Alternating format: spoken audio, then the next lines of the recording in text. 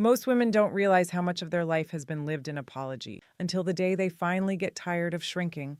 Not tired like exhaustion, but tired in a deeper way, the kind that comes from years of bending, softening, silencing, pleasing, and performing for people who never needed to understand you to benefit from you. Being unapologetically yourself isn't about being loud. It isn't about taking up space for the sake of it. It isn't about not caring what people think. It's about something far more sacred. It's about remembering the version of you that existed before the world taught you she was too much. And today we're going to talk about that return. Not the cute version, not the motivational version, the dark feminine version, the version that requires truth, self-confrontation, and the willingness to disappoint the people who only love the edited version of you. Let's begin. Shrinking doesn't happen all at once. It happens through micro moments that feel harmless at the time. You spoke too loudly and someone frowned, so you learned to lower your tone. You expressed a boundary. Someone got disappointed, so you softened your delivery. You shared an opinion. Someone disagreed sharply, so you apologized for having one. You expressed a need. Someone minimized it, so you convinced yourself your needs were a lot. You showed excitement. Someone mocked it, so you hid your joy. Piece by piece, you learned that the world was easier to navigate when you were agreeable, polite, flexible, predictable, low maintenance. And society rewards women for this. It calls you considerate, thoughtful, easy to be around. But here's the truth almost no one says. A woman who betrays herself will always be celebrated by people who benefit from her betrayal. Being unapologetically yourself begins with recognizing how much of your personality was shaped, not by truth, but by survival. And once you shrink enough, you begin building the masks. Every woman has one. Some wear the mask of strength. The woman who needs nothing, feels nothing, asks for nothing. Some wear the mask of ease, and the one who doesn't care, doesn't complain, doesn't upset the energy in the room. Some become the caretaker, soothing, fixing, absorbing everyone's emotions but her own. Some become the overachiever, trying to earn worthiness through exhaustion. Some become the minimalist, never wanting too much, never needing too much, never risking being a burden. Every mask was created to protect you, but eventually the mask becomes more loved than the woman underneath.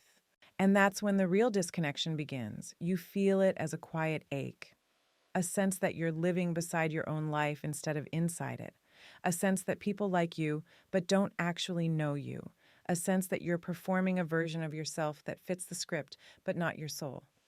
There is always a breaking point, not the dramatic one people imagine, the quiet one. The day you wake up and realize, I cannot keep abandoning myself to be accepted by people who don't even see me, or the conversation where you hear yourself say, it's fine, and you know it isn't, or the moment someone crosses one of your boundaries and your body screams, you betrayed yourself again. The breaking point is holy. It's the moment your soul stops cooperating with the lie. After that point, you change in ways that confuse the people who benefited from your softness. You start saying no without adding an essay behind it. You detach from relationships that run on your silence. You stop responding to people who only reach for you when you're convenient. You walk away from situations you used to tolerate. You stop cushioning your truth to protect fragile egos. You stop apologizing for existing. People will call this change, but it isn't change, it's correction. This is the beginning of sovereignty, the dark feminine rising. The dark feminine is not chaos. She is self-possession. She trusts her intuition even when no one else understands it. She sets boundaries without guilt or drama. She speaks with clarity, not justification. She chooses herself without apology. She walks away quietly, fully, without looking back. She doesn't need to increase her volume. She increases her standards. When you step into this energy, you stop chasing approval. You stop seeking reassurance. You stop molding yourself into the shape someone else can handle. You start choosing alignment over acceptance. You start choosing respect over attention. You start choosing energy that strengthens you instead of drains you, and something shifts immediately. The wrong people fall away. The right people are drawn to you. Your relationships change. Your career shifts. Your creativity returns. Your standards sharpen. Your intuition becomes louder. Your peace becomes non-negotiable. Because authenticity reorganizes your entire reality. Being unapologetically yourself isn't about becoming someone new. It's about remembering the woman you were before the world taught you fear. The woman who felt deeply and didn't apologize for it. The woman who spoke honestly before she learned to scan the room first. The woman who trusted her intuition before someone taught her to override it. The woman who dreamed boldly before practicality suffocated her imagination. The woman who loved fiercely before she was punished for it.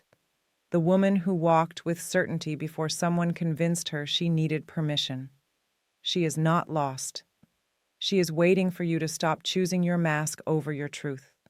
And returning to her isn't a single moment. It's a practice. A practice of telling yourself the truth, even when it's inconvenient. A practice of saying no without apologizing. A practice of honoring your preferences, even small ones. A practice of no longer shrinking around people who can't meet you. A practice of allowing people to misunderstand you without chasing after their approval. A practice of spending time alone long enough to hear yourself think.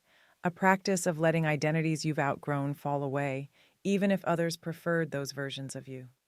A practice of speaking your inner truth out loud until your body recognizes it as home. A practice of choosing environments where you expand instead of disappear. A practice of returning to yourself 1% at a time every single day, because this is the truth. When you stop apologizing for who you are, you stop accepting the life that was built for the version of you that apologized. And your real life, the aligned life, the sovereign life, the deeply felt life, finally has room to begin. If you want more identity alchemy and the psychology of returning to the woman you were always meant to be, subscribe. Your return has already begun.